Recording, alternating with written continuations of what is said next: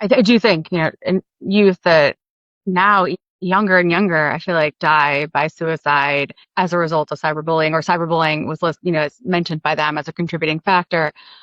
That is horrifying to me. The fact that you're seeing like, tweens 8 to 12 now increasingly dying by suicide, and oftentimes cyberbullying is a factor. I think something that I've seen increasingly is that when youth are cyberbullied, there still doesn't seem to be a cohesive and I think adequate approach to the cyberbullying by the school district. And I'm not trying to throw any particular school district under the bus. And I understand that, there's a lot of state variation in rules about cyberbullying. But what I've seen often happen is parents are so frustrated with the schools.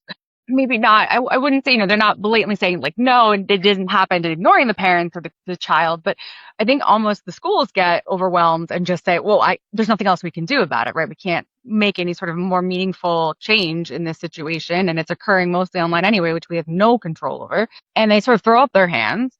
And then the parents say, well, if the school's not going to do anything, well, I guess I have to throw up my hands. And then I've seen increasing numbers of youth who the parents say, well, they need to get educated, so I guess they're going to have to do online schooling. And I absolutely understand that, because if it's a choice between your child getting bullied every single day and coming home in tears versus your child going to school at home and not having that harassment occur, absolutely 100% you're going to want to go ahead and have your kid do remote schooling.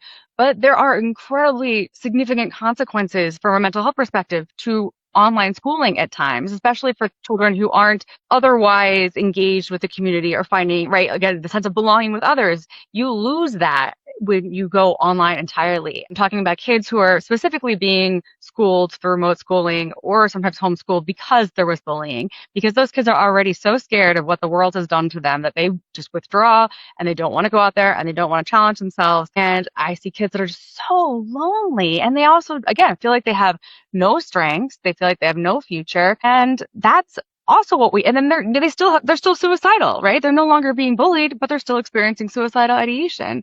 That's not much better, right? We're still ending with the same results, even though the bullying has been removed. And that said, I mean, maybe it's a slower progression of the illness, perhaps, but it's still ending in a really undesirable outcome. And so I would love, again, these are pipe dreams of which I have no control, but I do think we need to find some way that there can be a cohesive, very clear-cut approach to, like, this is not going to be tolerated.